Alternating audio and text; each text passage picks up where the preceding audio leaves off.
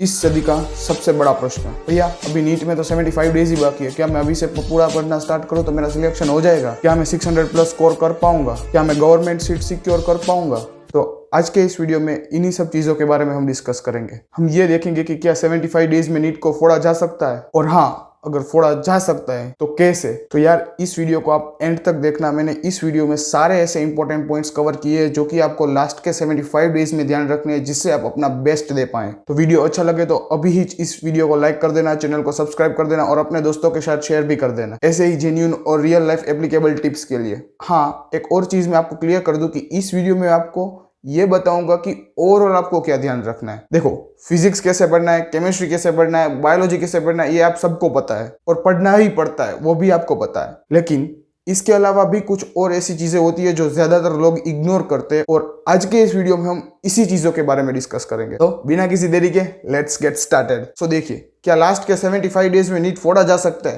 तो इस क्वेश्चन का अगर मैं सीधा सीधा आंसर बताऊं, हाँ, पर कैसे हो सकता है, इस चीज को जानने के लिए आप इस वीडियो को एंड तक देखना। फोड़ा जा सकता है, लेकिन इसमें टर्म्स एंड कंडीशंस अप्लाई होंगे। जैसे कुछ टर्म्स एंड कंडीशन है, तो सबसे पहली कंडीशन ये है कि आपका थोड़ा बहुत तो सिलेबस कंप्लीट होना चाहिए। यार देखो, पूरा स्क्रैच से स्टार्ट करोगे तो हो सकता है 600 प्लस तक ना जाओ, लेकिन अगर आपने थोड़ा बहुत भी कर लिया है तो आप डेफिनेटली 600 प्लस जाओगे। और हाँ, अगर ये वीडियो आपने अच्छे से एंड तक देख लिया तो आपके जो मार्क्स आने वाले थे उससे तो डेफिनेटली ज्यादा ही आएंगे। तो ये थी पहली कंडीशन। दूसरी कंडीशन ये होगी कि आपको अगले 75 डेज तक के लिए आपको सारे के सारे डिस्ट्रैक्शंस आपको रिमूव करने पड़ेंगे। पहले आपको सारे डिस्ट्रैक्शंस आइडेंटिफाई करने हैं कि क्या क्या मेरे डिस्ट्रैक्शंस है, कौन सी चीजों में मेरा ध्यान भटकता है, फिर उसके बाद उस सारी चीजों को आपको रिमूव करना पड़ेगा। ये बहुत बड़ी कंडीशन है आपके लिए। सो ये थी आपकी दो major condition. Now let's get to the main point, what to do it and how to do it in last 75 days. So point number 1, remove all your distractions for last 75 days. Mobile phones, friends and relatives, time pass and hangouts, games. Focus fully on NCERT. Focus fully on NEET. No extra things. यार आपको समझना पड़ेगा, distractions हटा दो यार। अगर आपने ये भी कर लिया, सिर्फ डिस्ट्रैक्शंस हटा दिए ना, तो आपका 50% काम तो ऐसे ही बन जाएगा। नाउ सेकंड थिंग, सारी रेफरेंस बुक और मॉड्यूल्स को भूल जाए। सिर्फ एनसीईआरटी ही करनी है 75 डेज में।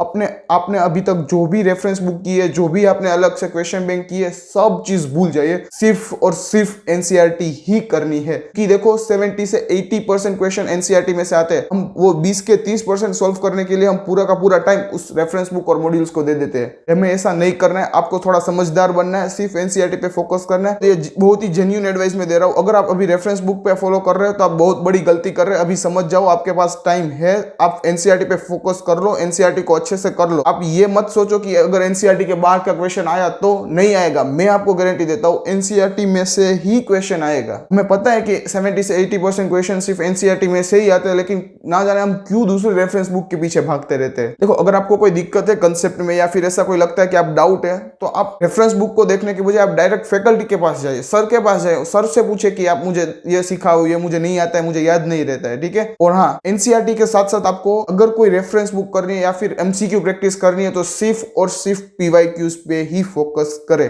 पीवाईक्यूज देखो सब लोग वैसे तो करते ही है, लेकिन अगर आपने 2-3 बार 4 बार अच्छे से पीवाईक्यूज कर लिया, उसमें पूछे गए सारे कंसेप्ट अच्छे से कर लिए, तो मैं आपको गारंटी देता हूं कि आप डेफिनेटली अच्छे से अच्छे स्कोर कर पाएंगे। तीसरी चीज है, आप ज्यादा से ज्यादा फैकल्टी के टच में रहिए। जितना ज्यादा फैकल्टी से आप कांटेक्ट में रहेंगे उतना ही ज्यादा आपको फायदा होगा।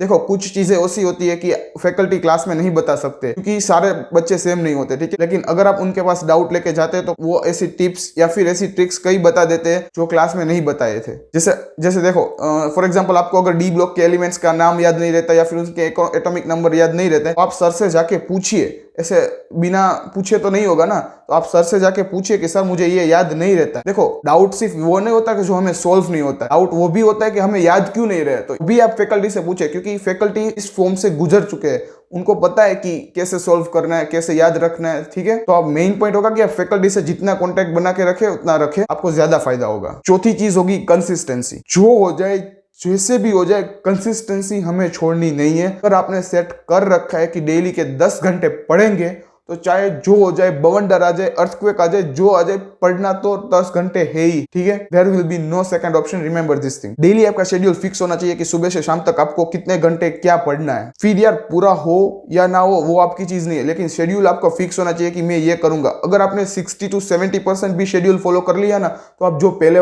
करने वाले थे ना उससे तो आप डेफिनेटली ज्यादा आगे होंगे। ज्यादातर लोग इसलिए शेड्यूल बनाना छोड़ देते हैं कि उन्हें लगता है कि मैं कभी पूरा नहीं कर पाऊंगा। देखो शेड्यूल कोई भी कितना भी बड़ा इंसान क्यों ना, उसका 100% शेड्यूल फॉलो नहीं होता है। जो कुछ चीजें ऐसी होती है जो नहीं कर पाता है, लेकिन उससे रिग्रेट में नहीं रहना है कि मैंने ये नहीं करना है, मैंने ये नहीं करा, मैंने ये छोड़ दिया। आपको पॉजिटिव वे में लेना है कि देखो अरे कुछ नहीं हुआ तो कोई बात नहीं है, 60 to 70% तो हो गया ना। आपने शेड्यूल नहीं बनाया होगा ना तो आप ऐसे ही घूमते फिरोगे, कुछ नहीं होगा आपका पूरे दिन। सो कंसिस्टेंसी और शेड्यूल, ये दोनों चीजें आपको ध्यान रखनी है। तो ये 4 ऐसी बहुत ही इंपॉर्टेंट चीज थी जो आप सबको ऐसे ध्यान रखना है। अगर आपने इसे 100% तक फॉलो कर दिया तो मैं गारंटी के साथ आपको लिख के देता हूं कि आप डेफिनेटली 600+ स्कोर करेंगे। कि यार मैंने ये चीज खुद फॉलो की है और मेरा हुआ भी है। बस दिक्कत क्या है पता है, अगर जैसे ये वीडियो खत्म होगा ना, ये सारी चीजें भूल जाएंगे और जो आप पहले थे वैसे ही चालू हो जाएगा। तो यार ऐसा मत करना। इस चीज को डेली अपने माइंड में रिमाइंड करना कि क्या करना है मुझे, क्या करना है मुझे, अच्छे से स्कोर करना है, डिस्ट्रैक्शंस निकालने हैं, एनसीईआरटी पे फोकस करना है, कंसिस्टेंस रहना है।